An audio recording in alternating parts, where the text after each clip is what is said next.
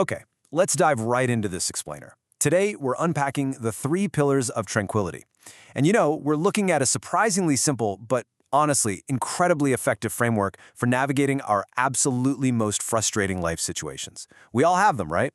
It's really all about finding that much-needed clarity when everything around you feels, well, completely stuck. So, how do you handle impossible situations? I want you to actually think of a crossroads you're at right now. Really picture it.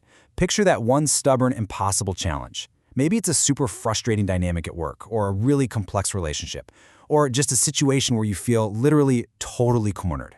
Keep that specific scenario right at the front of your mind, because we're going to use this framework to solve it.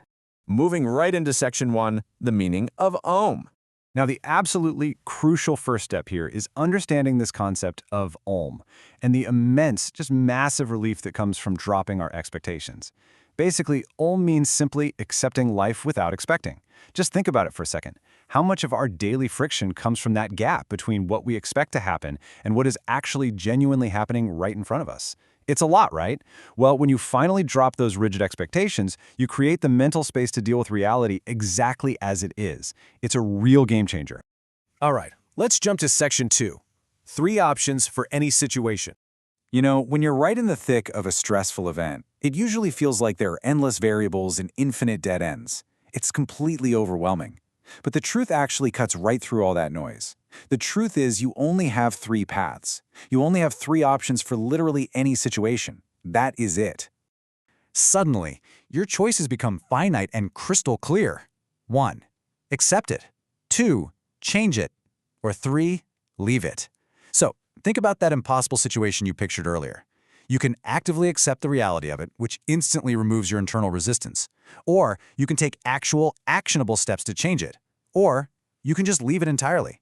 Boiling everything down to just these 3 steps, it totally empowers you to stop spiraling and finally take back control.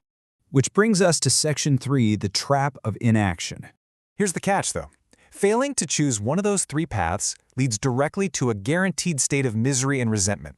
You aren't avoiding the problem by not choosing. Actually, scratch that. You're actively choosing to suffer. Neutrality? It's a complete illusion.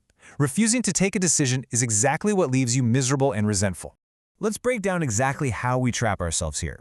This happens when you can change a situation, but you just choose not to change it.